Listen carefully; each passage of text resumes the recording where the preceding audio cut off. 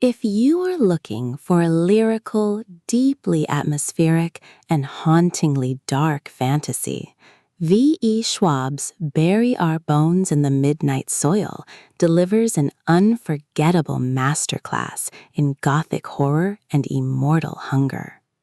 Moving away from the whimsical, sweeping scope of The Invisible Life of Addie LaRue, which shares the same literary universe, this raw, multi-era epic zeroes in on a darker, sharper kind of magic.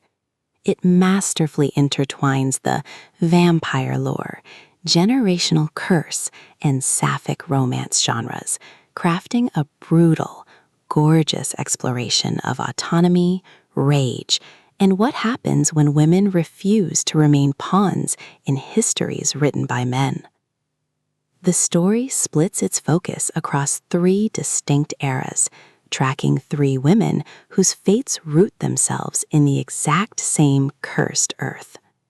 Maria, 1532, Santo Domingo de la Calzada, a wild, sharp-witted peasant girl who uses her beauty as a knife to carve out an escape from her village by marrying a wealthy viscount.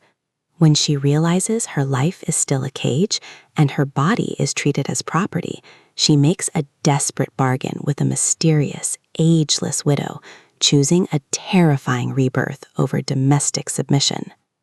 Charlotte, 1827, London, shipped away to the rigid London marriage market by her family after being caught in a forbidden kiss with her female best friend.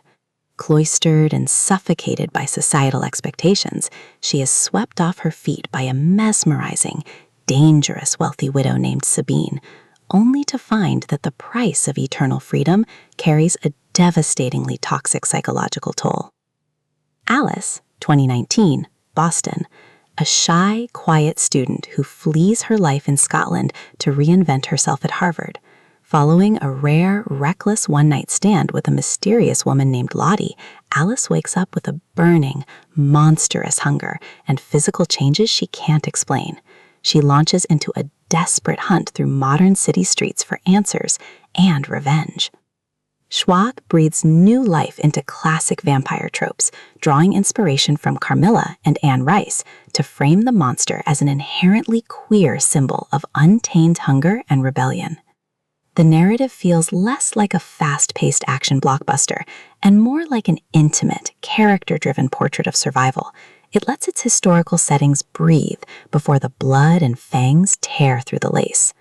With prose that reads like dark poetry, infused with images of feral roses, sharp white teeth, and cold grave dirt, the book cuts deep into themes of trauma, codependency, and the terrifying cost of living forever.